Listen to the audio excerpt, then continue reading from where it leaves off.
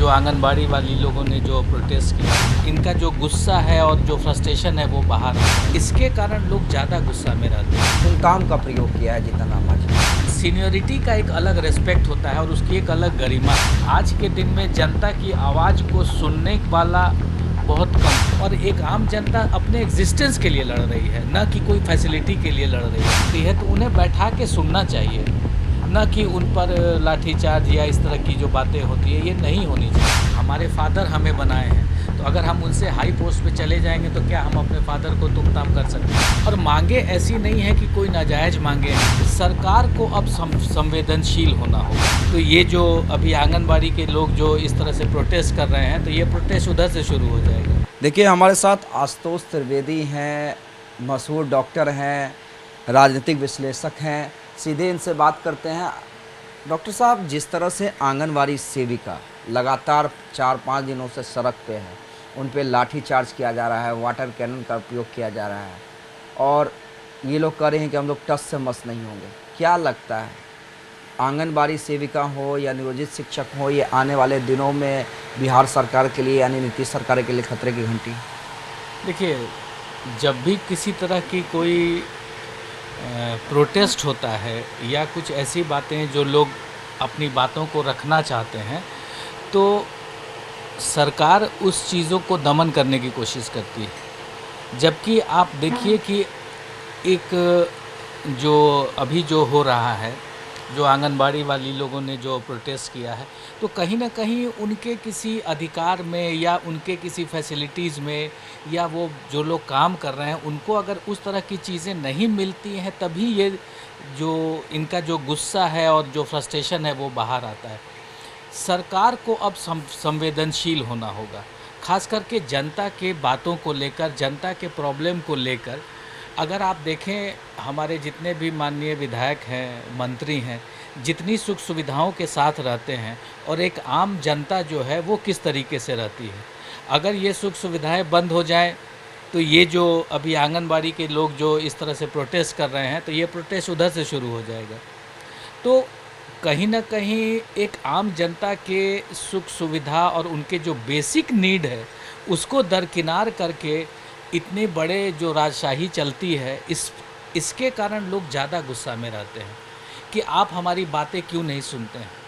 अगर हमें प्रॉब्लम है, हमें दिक्कत हो रही है, और एक आम जनता अपने एग्जिस्टेंस के लिए लड़ रही है, ना कि कोई फैसिलिटी के लिए लड़ रही है। आप लोग को तो एग्जिस्टेंस के अलावा फैसिलिटी भी बहुत मिलता है, तो उधर से क्यों? जिनका पेट भरा रहेगा वो कभी रिवोल्ट नहीं कर सकते। तो जो जनता बेचारी जो दबी है, जो अपने बेसिक नीड को पूरा करने के लिए अगर इस तरह की बातें करती है, तो उन्हें बैठा के सुनना चाहिए, न कि उन पर लाठीचार्ज या इस तरह की जो बातें होती है, ये नहीं होनी चाहिए। सरकारों को सहज होना पड़ेगा, और जो सुविधाएं आप ले रहे हैं उसका कुछ प्रतिशत तो जाना चाहिए जनता को, क्योंकि आप जनता से चुन के आते हैं। नहीं लगता है कि सर, कि अगर इतना बड़ा प्रोटेस्ट हो रहा है और आप लाठीचार्ज कर रहे हैं, उससे बढ़िया ये होता कि सरकार का प्रतिनिधि या जो उस विभाग का मंत्री है खुद जाकर उन लोगों से बातचीत करता और एक सुनिश्चित करता कि नहीं, आप लोगों की मांगे इतने दिन में पूरी होंगी। बिल्कुल। और मांगे ऐसी नहीं है कि कोई नाजायज़ मांगे हैं, अपने एग्जिस्टेंस और अपने वेतनमान को लेकर हो, चाहे रहन सहन को लेकर हो। इसमें अगर जनता कुछ बात कहती है तो उसको सुना क्यों नहीं जाता है? जनता आखिर किससे बोलेगी? अपने मंत्री से बोलेगी, अपने नेता से बोलेगी, अपने विधायक से बोलेगी। लेकिन होता क्या है कि जब कोई नहीं सुनने वाला होता है, तब इस तरह की वारदात और इस तरह की बातें होती हैं। आज के दिन में जनता की आवाज़ को सुनने वाला बहुत कम है, और उसी का नतीजा हो रहा है कि इस तरह के रिवोल्ट्स और इस तरह की बातें आ रही है, चाहे शिक्षकों को लेकर आ रही है। एक शिक्षक क्या चाहता है?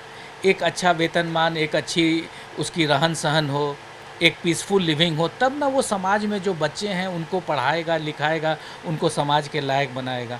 आप उस तबके के जो लोग हैं, जो शिक्षक हैं, उनमें नए नए तरह के कानून लगाते हैं, नए नए तरह के उन्हें दिक्कतों का सामना करना पड़ता है। तो सरकार को थोड़ा लोगों को लेकर सहनशील होना पड़ेगा। आप गुस्सा नहीं दिखा सकते हैं। अगर एक आम जनता गुस्सा कर रही है तो उसके गुस्सा को समझना होगा ना, उनकी बातों को समझना होगा, उनके जो प्रॉब्लम है उनको दूर करना होगा।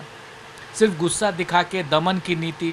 हमारे यहाँ जो इतने पुलिस में जो भर्ती हो रहे हैं, मुझे तो ये बात आश्चर्य लगता है कि एक सभ्य समाज में इतने पुलिस की ज़रूरत क्यों है।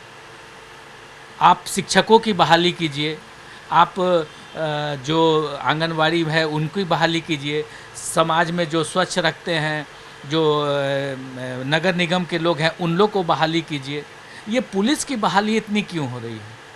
एक आखिरी सवाल सर, जिस तरह से नीतीश कुमार ने पूर्व मुख्यमंत्री जीतन राम मांझी के लिए जिन शब्दों का यूज किया है, उन्होंने सीधे सीधे तुम ताम का प्रयोग किया है जीतन राम मांझी के लिए, क्या लगता है कि ठीक है नीतीश कुमार ने ही जीतन राम मांझी को बनाया, ये सब लोग जानते हैं, लेकिन एक पूर्व मुख्यमंत्री के लिए किसी भी कारण से तुम ताम यूज करना विधानसभा के अंदर सही लगता है? बिल्कुल, देखिए सीनियरिटी एक बहुत बड़ा फैक्टर होता है।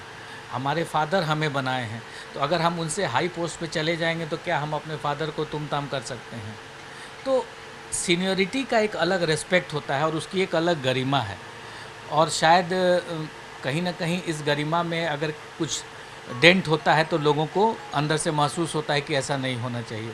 और जीतन राम मांझी, जैसा मैं सुन रहा था कि वो नीतीश से पहले से विधानसभा में है, तो एक सीनियरिटी का ख्याल रख। और देखिए समाज में क्या है कि एक दूसरे का रिस्पेक्ट ही मेन ज़रूरी है। आप किस पार्टी से बिलोंग करते हैं, आपकी क्या मानसिकताएं हैं, वो अलग अलग हो सकती हैं, लेकिन वैचारिक तौर पे भले आप डिफरेंट हो सकते हैं, लेकिन पर्सनल लेवल पर तो सब एक है, सब बिहार के लिए सोचते हैं। और मैं तो हमेशा यही बात कहता हूँ कि सर्वधर्म अगर हमारे भारत में है तो सर्व पार्टी सिस्टम होना चाहिए।